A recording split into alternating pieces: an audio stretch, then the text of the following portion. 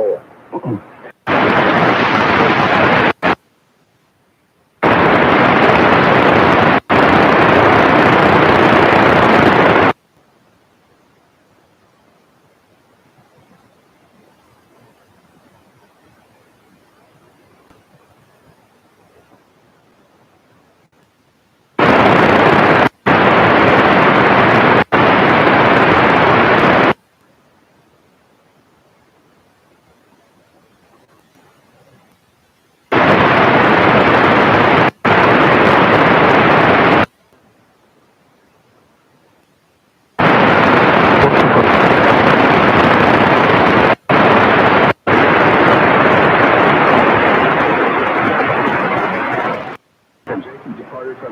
And went toward Haran.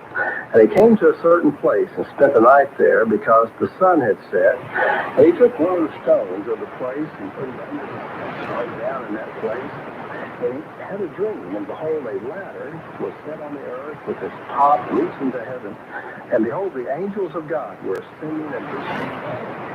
And behold, the Lord stood above it and said, "I am your father Abraham and the God of Isaac, the land of which I will give it to you and to your descendants. It shall also be like the dust of the earth, and you shall spread out to the west and to the east and to the north and to the south.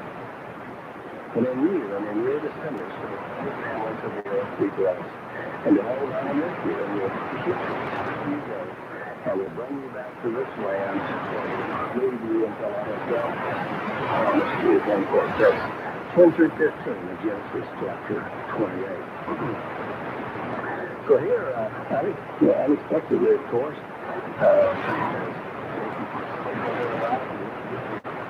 but I got a business platform. We have this dream of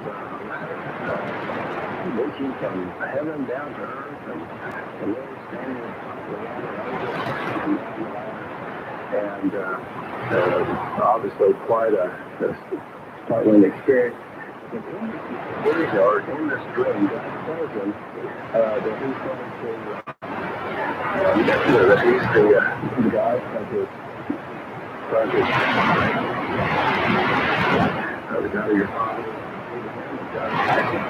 and the land on which you are, to you, that wouldn't happen for over 400 years. Why God allowed Israel to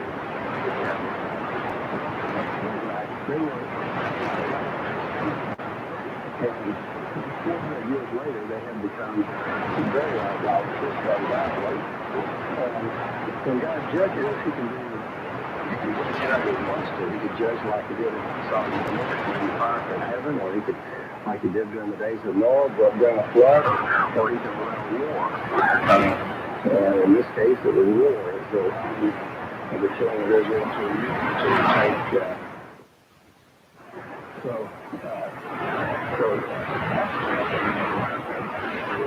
judgment upon the ungodliness as they would do.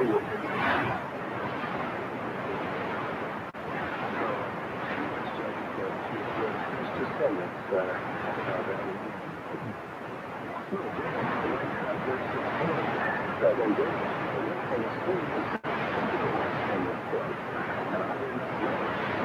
he was afraid of the next place.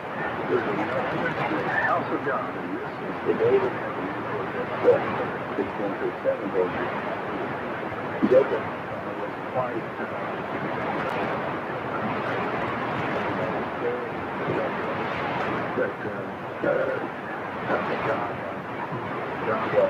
God promised him in that dream that I am with you and will with you wherever you go, and I will bring you back with me. I'll leave you until I've done what I've promised to you. So,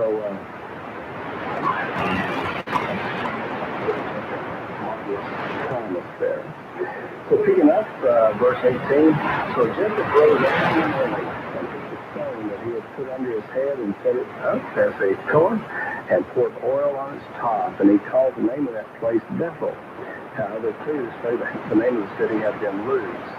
Then Jacob made a vow, saying, "If God will be with me and will keep me on this journey that I take, and will give him food to eat and garments to wear. Return to my father's house in safety. Then the Lord will be my God, and this stone which I have set up will be God's house. And verse 22. So Jacob, so impressed by this dream that he had, he determined to set up a pillar or a memorial on an altar. An altar is a place at which you either worship God or another deity, an idol. But a pillar is like a memorial. After that battlefield, a memorial.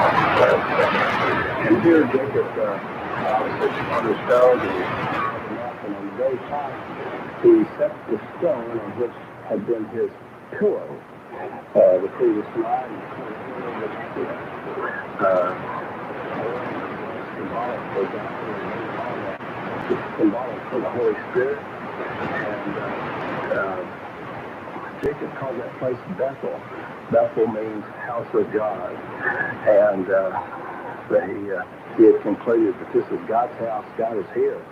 And again, he was in the promise at this point in time. But also, too, we note here that we see Jacob's faith in God.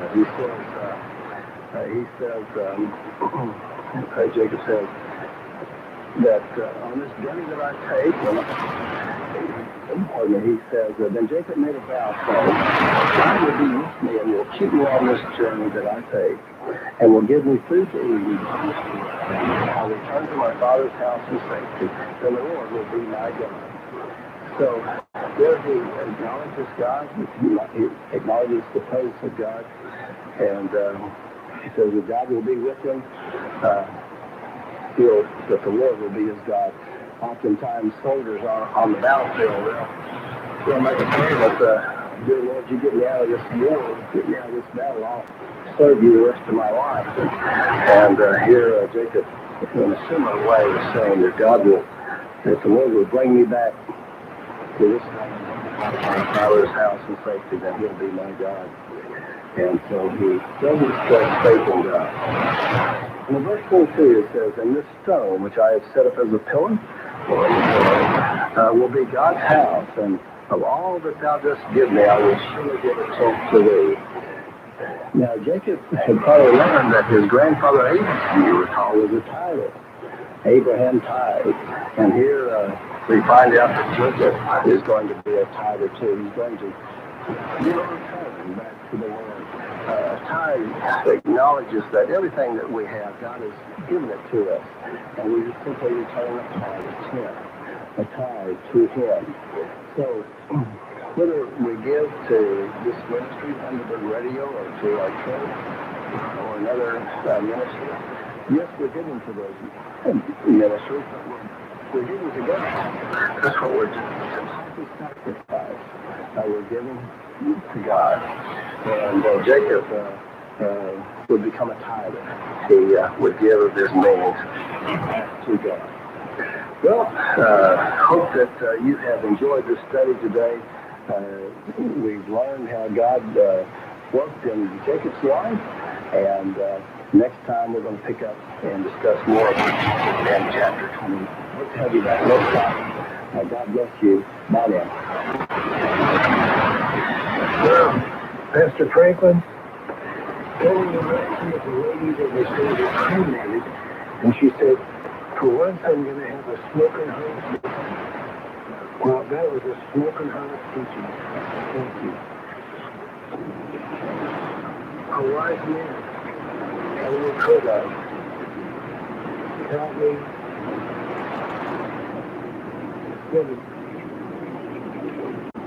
valuable advice that I've used my whole life. And he said, never teach a pig to sing, because it wastes your time. And it annoys the pig. But sometimes in my life I get I teach myself, but it helps the spirit trying to teach pigs to sing. to catch yourself?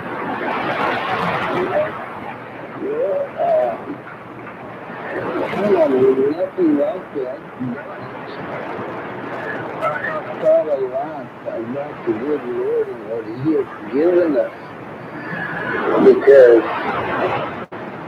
then through my life, He has given me visions and dreams and speaking with spirits that I know I'm close to His Word 200 because He has shown me.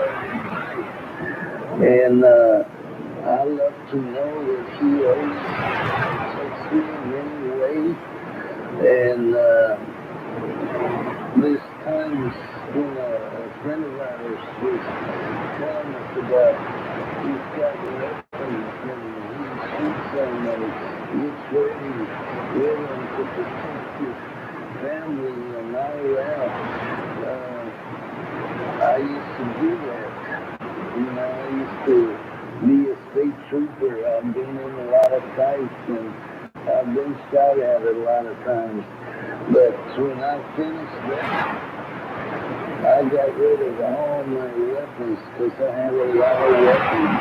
I had an AR-15, 30-30s, and 432s, and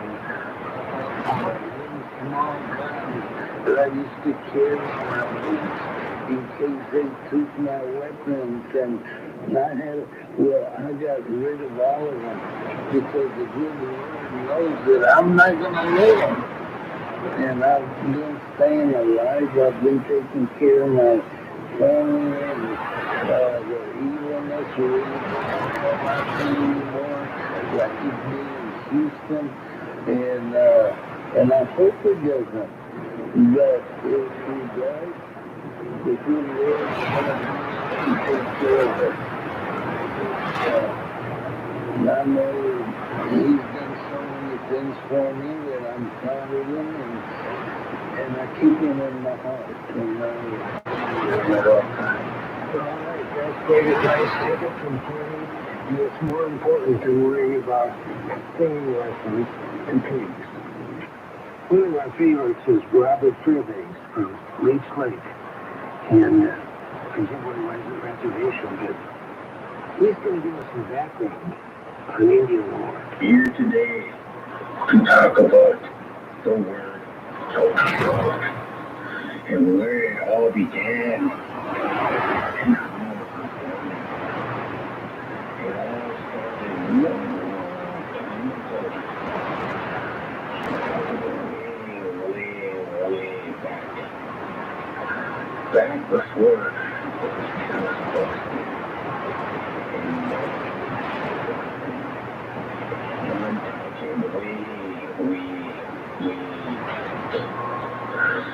there was an old Indian chief and his wife, and one day their daughter, she took on with their pony. And the Indian wife, she came to that chief and she said, she's taking pony and she didn't put no food in it. She didn't even put no water in it. Nothing. She just took that pony and she just took the food in it until she broke them. And then she laid him back. And she said, can you fix him? That Indian wife just looked at her chief and said, okay, he was home. So all began. Thank you, Robert. Well, here she is, the good news lady. What news? Good morning, America. We come to you again, thanking you for last night's lying down, this morning rising to a brand new day. It was not promised, but because of your grace and your mercy, we desire to let us into the day. We thank you for all that you've done, that you're doing, in advance, and that you're going to do. That's why we thank you for Jack. He has done all his vision, his work. We ask that you pray for him, Master, and help him do your will. We ask Master that you pray for our country, pray Master for our president, and all those in cabinet. We ask you pray for his family, pray for our family. We pray Master for every man, woman, boy, and girl. Pray for the sick, the shut-in, those that are bereaved, those that are behind prison doors. Master, we ask you to pray. Well, that was great. Thank you, Carolyn. We're with the American Indian Movement anthem playing in the background. I want to thank you for joining us. It really means a lot. We've gotten to know quite a few of you, and we consider you friends. Almost like family. You're doing great. If you'd like George to pray for you and your family, kids or grandkids, you hear what gift he's got. Now would be the time. All you have to do is write us. George will actionize on it. People will do it. Like Doris and her family, for example. And what George does is goes out with his little wolves and sits around and prays for you. And it really means a lot to all of us. And whether you read this or not, George prays for everybody that listens. But my name and your family, your kids, your grandkids, he really actionizes. You don't know. The day of the Lord can be tomorrow. So, actionize yourself. Thank you for joining us. And don't forget, write us. The address is 720 P.O. Box 214, 301, Waco, Texas, 76702. We're looking for your letters. And in the meantime, God bless each and every one of you. And may the good Lord take a liking to you. See you next week. Tune in to Selwyn Worldwide Christian Radio. Every week, we get to hear from Selwyn Whitehead. She's not just an attorney of law. Selwyn knows her stuff and doesn't shy away from the truth, even when it's ugly. Her Bay Area practice focuses on helping her clients to manage their wealth, tax planning, to managing their debt, to reconstruction or bankruptcy. Selwyn's Law. Friday at 4:30 p.m. Central and 9.350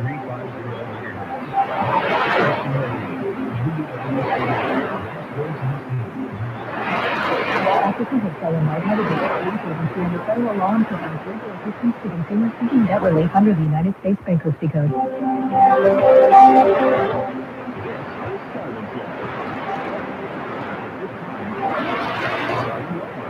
She's not just an attorney at law. Selwyn knows her stuff and doesn't shy away from the truth, even when it's ugly. Focuses on helping her clients to manage their wealth through estate and tax planning, to managing their debt, through reconstruction or bankruptcy. And now, it's time for Selwyn's Law.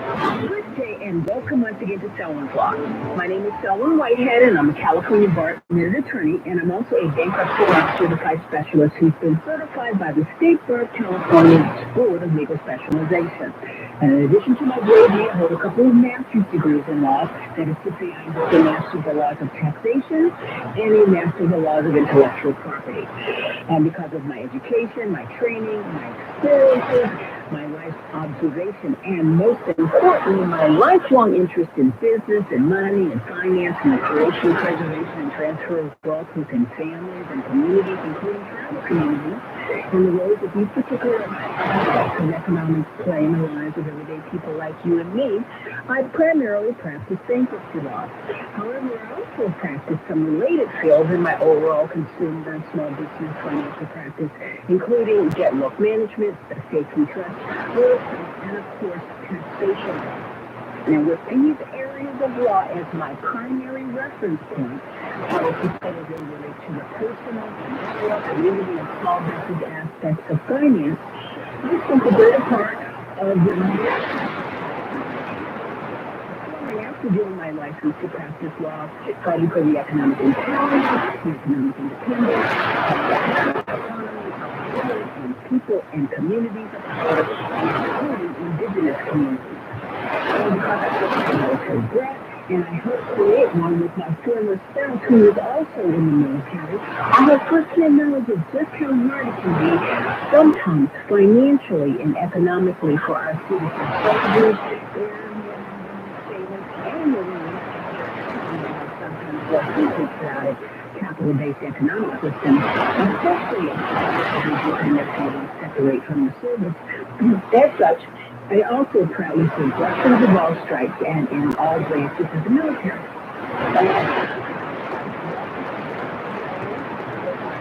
And my paternal grand, who I got to spend some time with when I was a young woman, and these women loved me and raised me because I know that they lived through the challenges of the last century.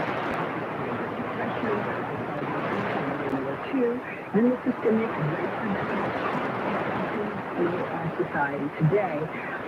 Because of my great love and respect for each other, the construction of Jim Crow South. They told me great passion and resilience and love of their grandparents who was born right after the Civil War, the end of the Civil War, and the Reconstruction era.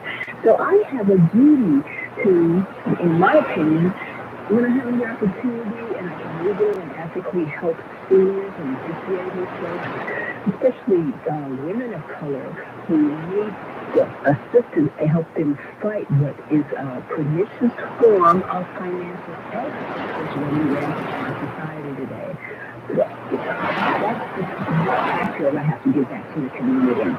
So I love when I have an opportunity to be behind of somebody or some financial institution trying to take advantage of seniors and disabled folks. So the purpose of telling our case you have invested is to discuss the law related to your money and more probably than not these days the lack thereof and your overall finances and what you may need to consider to protect or recall or rehabilitate your and or your family and your financial health, related well-being, as I understand these concepts in this non-threatening education reform that I've been blessed to have access to.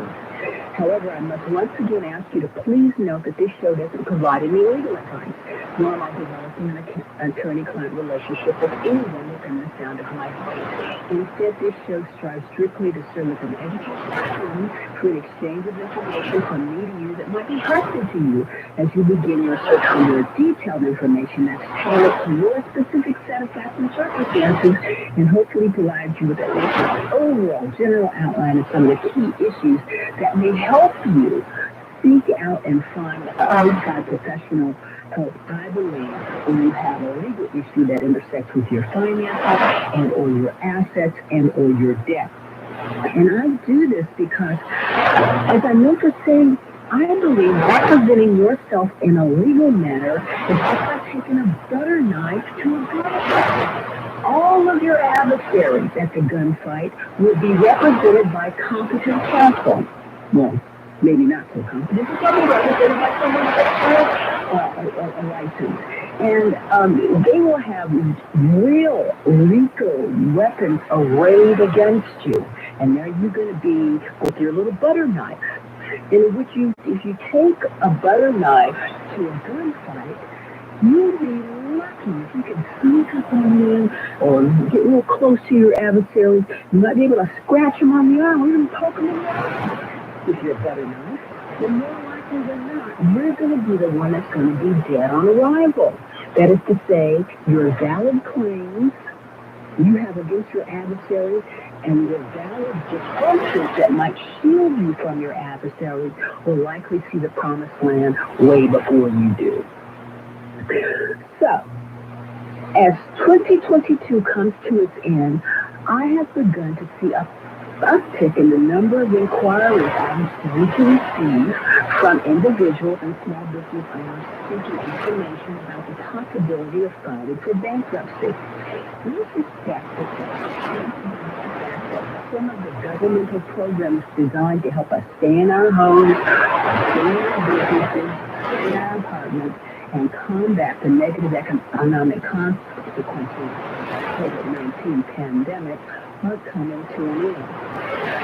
We use the remaining few months of this year to begin a discussion I call Bankruptcy 101 by initially providing a 30,000-foot overview of what bankruptcy is and then in the subsequent weeks dig a little bit deeper so we can be ready if we find that we need the bankruptcy in 2023.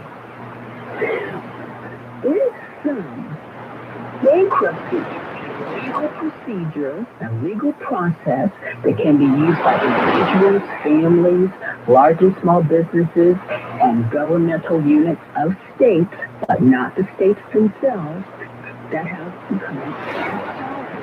That is to say, these real or artificial people owe more money than the value of all of their assets, and or they are unable to pay their debts until they become due. So bankruptcy slows down the debt collection process and may even allow a debtor to be released from some of their debts. However, bankruptcy can also be used by individuals, families, large and small businesses, and governmental units who may be solvent on paper. That is to say, their assets are equal to or more than the value or the amount of their liabilities, but they may lack sufficient liquidity to pay their debts if they come due. In both cases, if you're a solvent debtor, you may seek to to allow you to gain the necessary liquidity by, for example, say, liquidating one or more of your illiquid assets and thereby be able to get back in good stead with your creditors. Now, regardless of what causes financial distress or insolvency, as the case may be, bankruptcy law provides a remedy that is spelled out in the United States Constitution. Article 1, Section 8, which charges the United States Congress with putting in place and then from time to time amending or updating uniform laws on the subject of bankruptcy. And it's currently manifest by something called the Bankruptcy Code, which lists all the various clauses and procedures and processes and what the statutes say bankruptcy can and cannot do. And supplemented by procedures, which are the rules and the roadmaps, as it were, and the procedures are overseen by the Supreme Court, along with the appropriate federal and state codes and case law dealing with the relationship among and the rights and duties of creditors and debtors. Now, when a person or field or organization or a subunit of state government initiates a bankruptcy procedure, we say that they petition local bankruptcy court based on where they live or where their business or the governmental agency is headquartered. And the purpose of that filing is to ask the court to please place the debtor under its protection to stop all actions of their creditors at least temporarily. This is so Chapter 7 can have access to what is known as an orderly liquidation of her non-exempt assets while keeping her exempt assets such that she can start her fresh start. Or in the case of be in a Chapter 9, a Chapter 11, a Chapter 12, or a Chapter 13, to give the debtor time to come up with a plan of reorganization whereas he can maintain, or they or it can maintain control of its assets while paying what the bankruptcy court, or in the case of a Chapter 11, for creditors believe is a reasonable and economically feasible amount to be paid back to those same said creditors.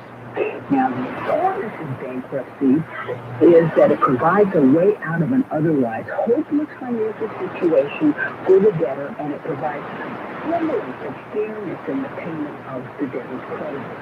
As such, bankruptcy is an essential part of our system, and it can transform an overburdened individual or entity or governmental unit into a productive and useful member of society, or a useful and functional local governmental unit, or an otherwise viable business that can help return to profitability. So, we continue our discussion of bankruptcy running and how it actually can happen. And I'll see you on the other side.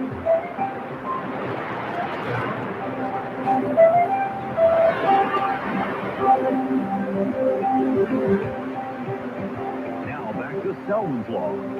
Once again, your host, Selwyn Whitehead. Welcome back to Selwyn's Law as we continue today's discussion on the very important topic of bankruptcy 101. Making bankruptcy work in the real world requires an administrator/coordinator who is mandated by the Department of Justice to investigate the debtor's finances and oversees the debtor's case and reports to the court her findings and recommendations about the viability of the debtor staying in bankruptcy. And there's a reasonable likelihood that either the assets will be liquidated or the debtor can reorganize. Now, in the context of a Chapter 7, the bankruptcy process is coordinated by a licensed professional called a Chapter 7 bankruptcy trustee, or more simply, the Chapter 7 trustee, who works under the supervision of the bankruptcy court, which is an Article 1 court that is appended to the local Article 3 district court. Now, as a general rule, a Chapter 7 trustee is pre-selected, sits on a panel that's controlled, in quotation marks, by the Department of Justice, with all the other trustees in waiting. And they are hired kind of on a round-robin basis, or as a case comes forth. That is to say, they are appointed by the court to oversee a Chapter 7 case on this round-robin basis. And they're paid either a staff fee, if there are no assets to liquidate, or a percentage of the non-exempt assets they can recover that are either in the debtor's bankruptcy estate or from a person or organization or some other third party with a connection to or in control of the debtor's assets. Now, in the United States, many bankruptcy trustees are lawyers, and some are CPAs, and quite a few that are both. In a Chapter 12 or 13 context, the trustee performs many administrative functions of the debtor in possession of her assets, such as receiving from the debtor and dispersing to her creditors based on a plan that was approved by the bankruptcy court. And what that Chapter 12 or 13 trustee gets as opposed to a flat fee or a percentage of the assets are liquidated, because in a 13 or 12 they're not liquidated, hopefully, they get a percentage of what money passed through the trustee's office. So in some, bankruptcy is critical to the proper functioning of businesses and individuals and families in our capitalistic market-based economy. You see, the laws of the bankruptcy act as the first that gives entrepreneurs and individuals and families the freedom to undertake the risk of starting businesses and starting family units, which do not So if they run into financial distress, an honest miscalculation of a business risk, or the turn down in the economy, or a shift in the marketplace that causes them financial distress, or when an individual takes on the risk of purchasing a home or automobile or other consumer cases when they undertake to underwrite a formal education for themselves and their children. And as long as the taking on of these economic risks and obligations that result in financial distress were taken on with the intent to repay the debt and not to manipulate or calculated to perpetrate fraud on their creditors, our government provides a constitutionally based legal procedure that may give the honest owners of these businesses a chance to start afresh without the burden of overwhelming debt that tends to destroy the quality of life. The bankruptcy process also gives that they will receive their fair share of the debtor's non-exempt assets, even if this fair share sometimes means that the creditors take nothing. So, why is bankruptcy important? Well, an excellent article of the Harley Hahn Center for Money and Economics, what is bankruptcy and why bankruptcy is important and necessary to an economy? And you can read this article. I'm going to share excerpts from it at harley.com. Many ago, when I first started practicing bankruptcy, I came across this article, and I'm sharing it with you because it's well written. It'll give you an overview of why bankruptcy is important, not only here in the United States, but all around the world. Mr. Hahn says, when a debt is eliminated as part of the bankruptcy process, the debt is discharged. Once the debt has been discharged, the debtor is relieved from the obligation to pay the creditor. And the creditor is prohibited by law from taking any further action to recover the debt. An individual can continue to live her life from the burden of obsessive debt. And this is often referred to as that threshold that everybody needs periodically in life. Similarly, a company can stay in business while reorganizing itself around more favorable debt structure. And a government can return to providing essential services to its citizens. The discharge of debt legally is a unique and crucial part of our economic system. To understand why, we only need to consider the alternatives. That is to say, what happened to those who were able to pay their debt after bankruptcy was invented. Before those who did not meet their obligation were subject to severe penalties. For example, in the ancient Greek city-states and in the early Roman Empire, a person that did that at that time, women were challenged. So, of course, if you cannot pay would often be forced to become a slave to his creditors, and that also included his wife and children. And this was called debt. 1,000 years later, in England, the first facial laws were passed in the year 16 in the reign of Henry VIII. You know, the dude that off the heads of many of his wives during his reign. The laws treated insolvent debtors as criminals, with penalties such as imprisonment and even death. Even in more modern times, now to the 1800s, people who were unable to pay their debts could still be in prison. They were sent to debtors' prison, where they would be confined, often to brutal and inhumane circumstances. as for example, in the 19th century England, a debtor would be accused by any of his captains. The debtor would be given a short time to raise the money to pay off his debt. If the money was not forthcoming, the debtor would be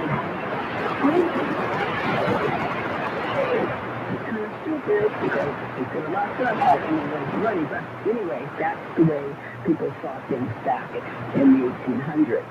Now, if you're a fan of novels by Charles Dickens, you may have remembered that several of his characters were social debtors Mr. Pickwick and the papers that was published in 1836. And in fact, Mr. in the United States, federal imprisonment for unpaid debts was abolished in 1833, and at the same time as most of the states.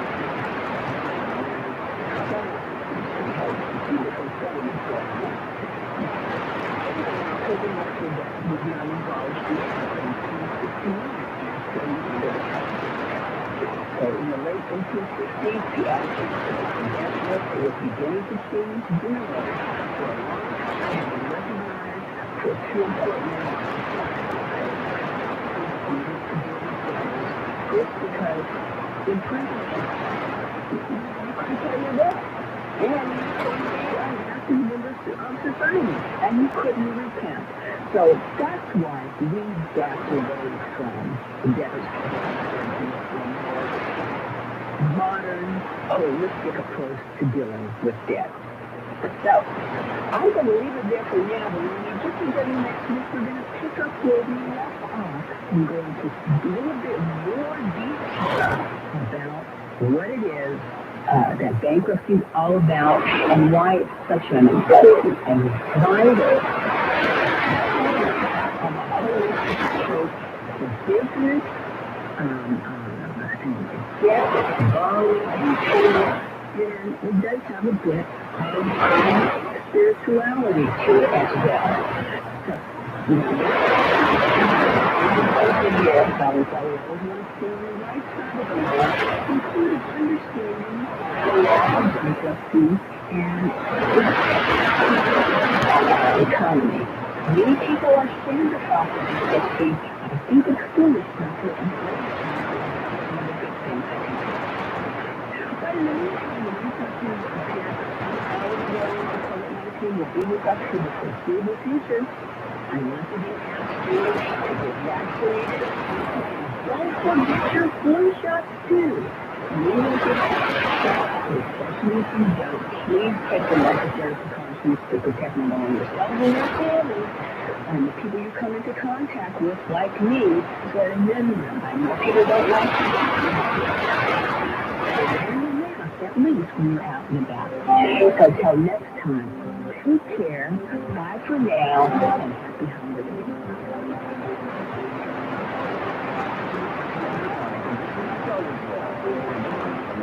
The Silver Whitewall is a designated debt relief agency under the federal law and provides legal assistance to consumers seeking relief under the bankruptcy code. When it comes to your finances and your rights, seek no other than the law office of Selwyn Whitehead. Selwyn is your go-to finance attorney, specializing in estate planning, wealth management, bankruptcy, tax, and real estate law. In other words, Selwyn knows her way around the dollar, and your rights are protected by our laws. Protect your money, know your rights. Partner with Selwyn Whitehead for immediate assistance. 1276 510 633 1276 or go to Selwyn Whitehead. The Basic Unpaid program is sponsored by Selwyn Whitehead, who is solely responsible for its content.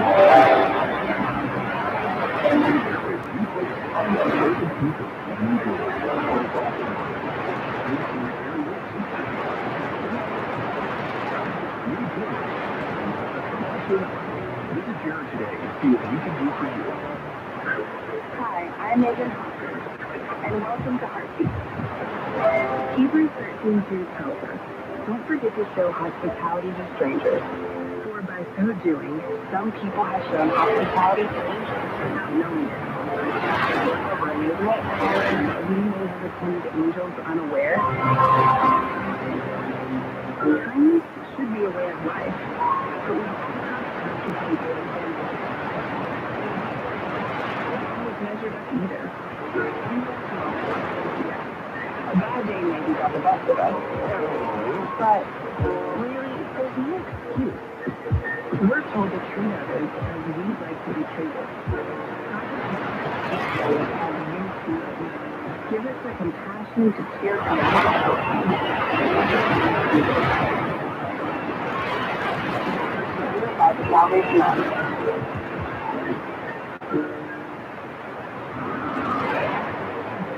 James Cooper. Let's take a break from the busyness of today and focus on God during this 5 minutes.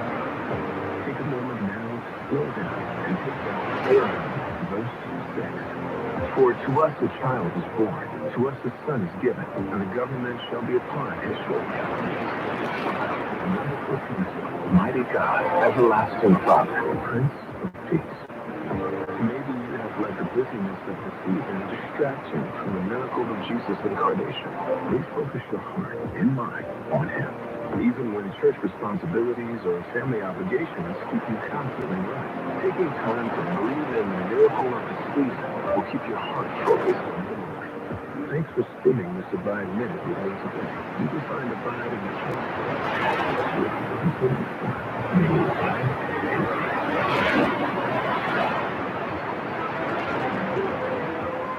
This time, WWCR Worldwide Christian Radio ceases operations on this frequency.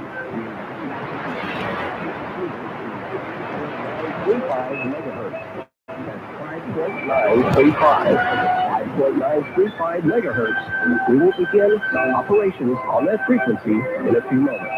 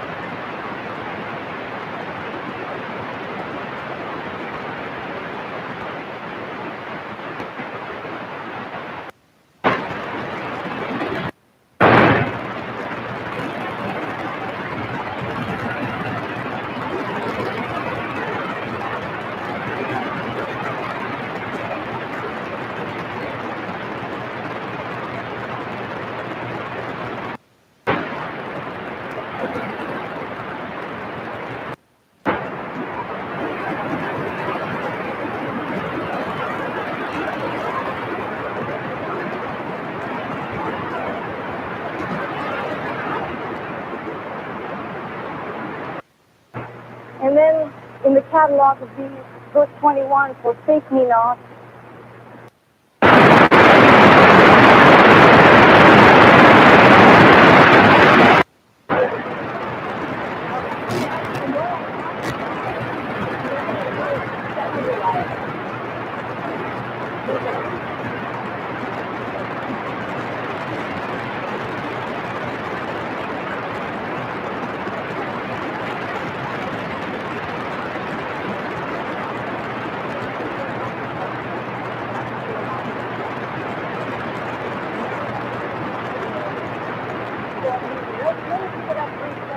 If you live a life with Jesus, you can never make any mistakes.